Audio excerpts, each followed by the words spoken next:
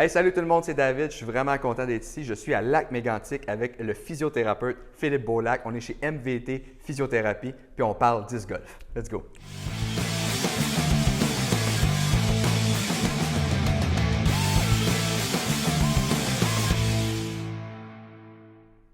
OK, Phil, j'ai vraiment envie que tu me parles de quelque chose. J'ai envie que tu me parles du coup droit versus le coup du revers. Le back-end contre le forehand, en fait. Le back-end, les spécialistes comme James Conrad, qui ne jurent que par ça, c'est des joueurs qui ont tendance à moins se blesser que les joueurs qui peuvent utiliser un forehand aussi.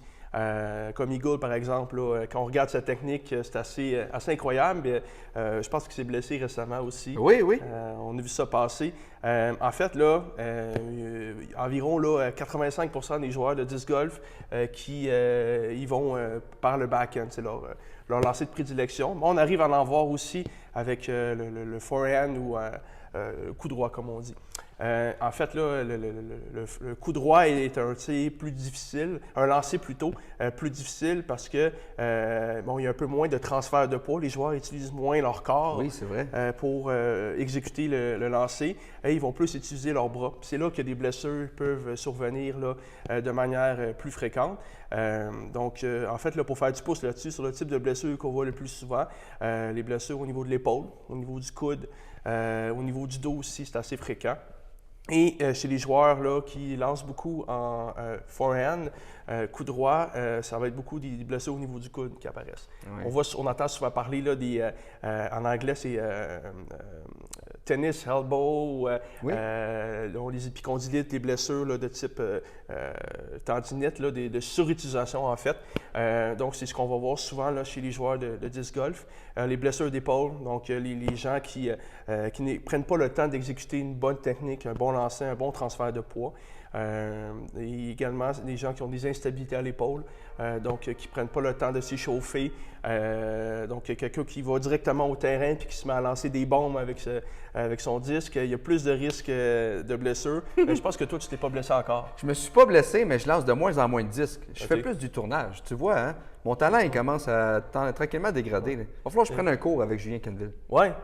Je pense que j'aimerais ça participer avec vous autres. Là. Oui, hein? Moi aussi, je peux comprendre comment on devrait mieux lancer, mais c'est plus difficile à mettre en application. Fait que, je vais en profiter là, pour vous montrer quelques petits exercices pour, en fait, là, pour tout le monde qui est facile à faire, autant chez Ginette, 70 ans, que chez Mathieu, 12 ans.